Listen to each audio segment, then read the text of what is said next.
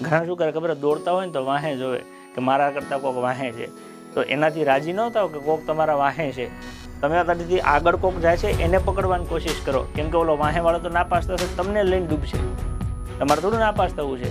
એટલે તમારે તમારા કરતાં આગળ હોય ને એને તમારેથી ચેઝ કરવાનું, મતલબ કે જે તમારી આગળ દોડ છે એને આપડવાની કોશિશ કરો અથવા તો એનાથી આગળ થવાની કોશિશ કરો.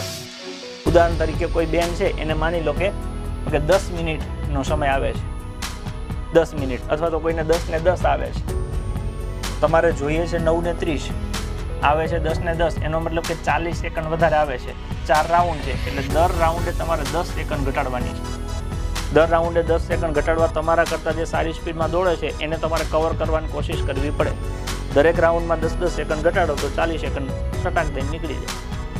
આવું ભાઈઓને 12 રાઉન્ડ છે, તો કોઈને 12 સેકન્ડ ઘટતી હોય તો 1 સેકન્ડનો ગેપ મારો, 24 હોય તો 2 3 4 4 5 5, એમ જેટલો સમય ઘટાડવો હોય એટલું તમારે રાઉન્ડમાં સ્પીડ લાવવી પડે. જેટલી સ્પીડ વધશે તો કે એટલો ટાઈમ ઘટશે. તો એ કેલ્ક્યુલેશન તમારે ધ્યાનમાં રાખવી જોઈએ.